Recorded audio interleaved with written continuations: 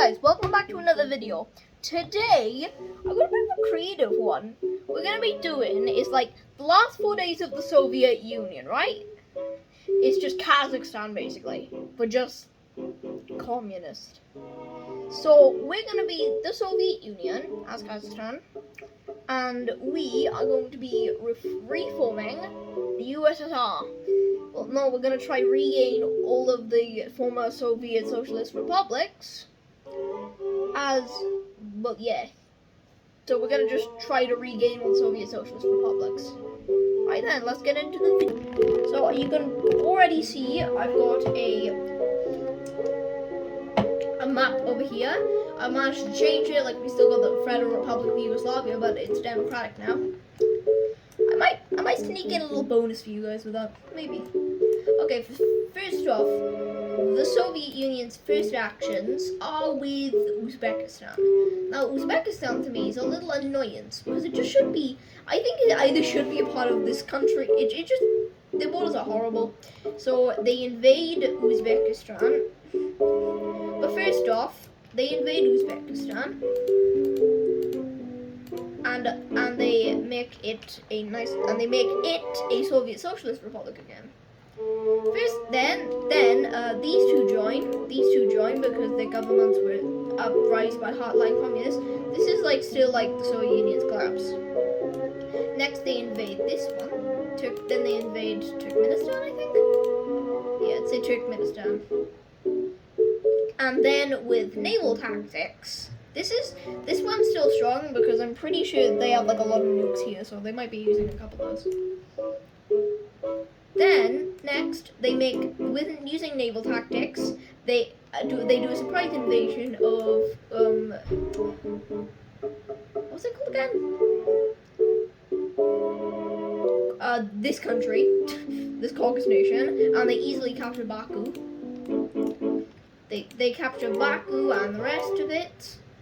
And then they with Armenia they invade that. So I just forgot the name of this one. Sorry. Next they invade Armenia, nice and easy. Then they invade Georgia. Then they invade Georgia along with South Ossetia and Abkhazia. So already they're gaining serious ground. And so naval tactics have to be used a lot here because they're not that powerful enough to fight Russia yet, because Russia's still very strong. Because they still have Moscow and pretty much almost all the good cities. So next we're using naval tactics from Abkhazian ports. They capture Stavropol and capture Crimea. And after here, push up to about the war in Ukraine type of standards here. And then they push down and capture Odessa, and then Chernobyl, Donetsk. Then they flank Kiev, cut the country into two. These areas fall. So now the last areas leave. They get to the Moldovan border. Transnistria rebels and joins. Then they also invade Moldova to get a bigger front. So they invade, and then they capture Lviv, and whatever is left of Ukraine surrenders. So there we go. It's more of the Soviet Socialists. So then they make Moldova and Transnistria a Soviet Socialist republics, and then they make Ukraine and Crimea Soviet Socialist republics. So we just have them more. Also, Abkhazia and South Ossetia is going to be Ossetia soon when they invade Russia, and also made socialist republics. And then after the at the time after the Belarusian Civil War, I think it was, might have been a coup. Belarus willingly joins the Soviet Union because they want it back. We all know they do. And then they invade Lithuania, along with Latvia. Then they also capture Riga, which I'm pretty sure the biggest city in the Baltics. Then they invade Estonia, but Estonia, I'm pretty sure, already at this time was big allies with Finland already. So they launch a naval invasion to Helsinki. But this is gonna be hard because this is like in like the matter of a couple of months already, because like these are independent countries. Like they got independence like literally like a year after they've been like a thing for a year. So this is why and after recently annexing areas, they are easily able to recapture Tenjin, whatever that's called. They easily recapture all of Estonia. They capture Riga. But that's kind of where their little field day ends, because then the Soviet Union makes around, they recapture Riga, push up, and all of Estonia gets captured. These islands, they invade Åland, and they push around. They manage to encircle Helsinki, which already puts off Finland as a big embarrassment for this country, which has existed for under a year, is now killing decent power. So they push up to the Norwegian border. They cut Finland into this, and they capture Helsinki, and then this thing surrenders. So Finland is now made into a socialist republic. Maybe Lapland. So pretty much they've captured. Well, there's just like one last thing to do. Here you go. So these guys join. Mongolia joins the USSR finally because they try and make a bigger front line against Russia.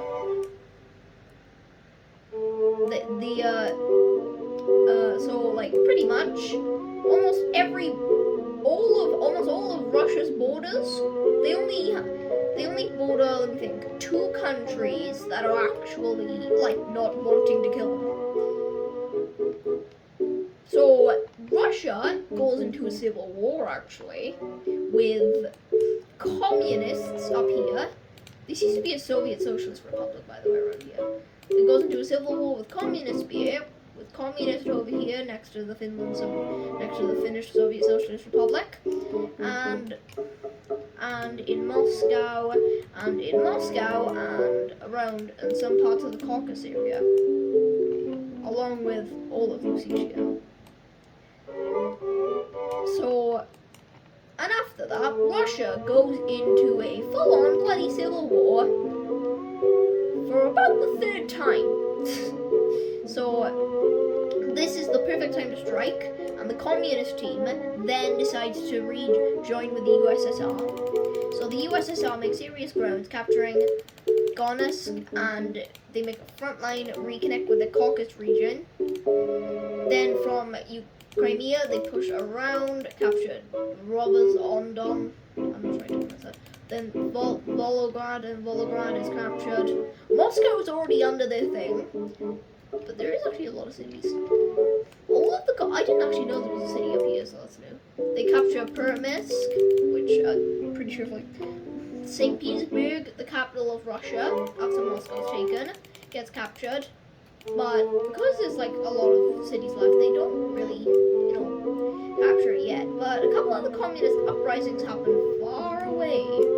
Pretty much here in this city, or around it basically, in that city, and all the way over here, Outer Manchuria. The Outer Manchuria region, the entire Outer Manchuria region, gets, just revolts, along with this archipelago. Japan's kind of happy, if you didn't guess already. In Siberia, what the hell? No. Yeah, a lot of things happen. Pretty much this area just falls. There's nothing over here. I didn't even know there was a city anywhere close in Siberia, so. Well, obviously there's gonna be cities in here. It's like massive, but, not that. Okay, activity. They encircle this area, and it pretty much just falls. Any of these areas kind of falls instantly because over here is nothing but snow. The good area is about here, and most of the good areas have already been captured. Alright, I forgot to say, that gets captured easy. They captured Novoskarch or whatever. they push out heavily from Mongolia. I'm just gonna like start like the front line gets pretty big actually, but a little too big since we don't want to completely underestimate the Russians here. The Russians are alright, I guess. They do manage to push down and capture Kazakhstan's capital, but it's not their capital. Their capital right now is about kind of St. Petersburg, weirdly.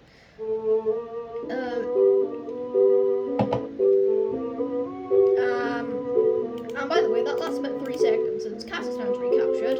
So it's Omsk and all that. They push up and capture all of the Siberian coast, aka uselessness. Around here. Around from here they capture coast after coast. So pretty much they've managed to landlock Russia. I never thought I'd ever be saying those words, but yes. They capture Solomsk, whatever that city's name is, and connect with Moscow. And from Moscow, they managed to make a flank down, encircling a crap ton of Russian troops. They capture a city over here, encircle more, and they encircle more. And then they managed to capture 3 cities in 3 weeks. They capture Media, Lviv, and there's literally 2 major cities left. Never mind, 0. Russia surrenders because they just scattered everywhere. So when I'm done coloring this, we'll get to the other part of the video. Oh, I've already been recording for 11 minutes. Neat. Yeah, so this is a big loss. So this is a big W for me. And boom, the Soviet Union's reformed, bigger than it was. Yep, the Soviet Union's actually bigger than it was. So now the Soviet Union's been reformed, but this time with Finland and Mongolia. And they have a couple more Soviet socialist republics, like Transnistria, Crimea, Finland is like massive, pretty big now. Mongolia is a Soviet Socialist Republic. We got a couple of new ones, which is quite nice. And so that'll do it for the Soviet Union's one. Now we gotta talk about Yugoslavia. So more stuff happens. Yugoslavia's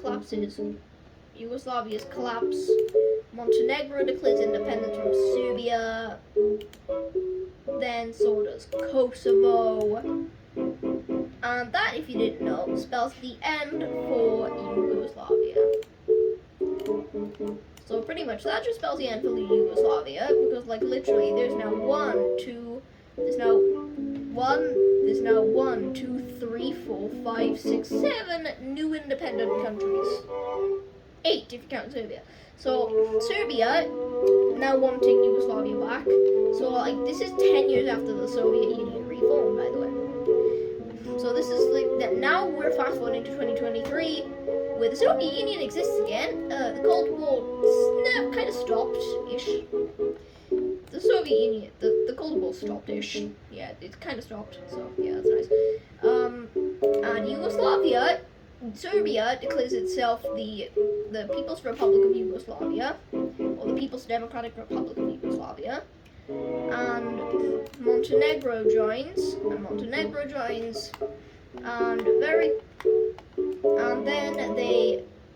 then a quick little uprising in Serbia, pretty much in Bosnia, an uprising happens where all the Serbs uprise and Bosnia collapses like bricks. Then Serbia invades Kosovo, which was an easy one. But Albania also got involved, so yeah, they ended quickly. They doing that. Then they tried to invade Croatia. They managed to make some gains in Northern Serbia. They managed to capture all of the Croatian coast, and that happens. Then Slovenia just joins, and boom, even Yugoslavia is reformed now.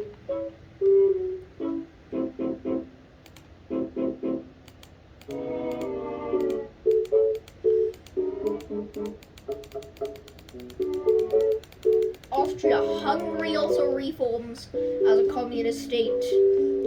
Austria-Hungary reforms as a communist state, with Liechtenstein too. But in Switzerland, this province does finally get to join, along with the rest of them.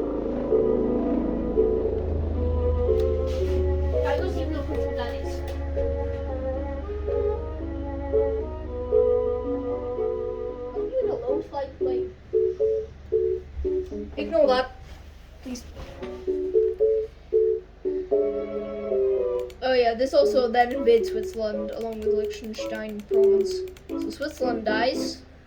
They also, Italy being nice, they re-give South Tyrol.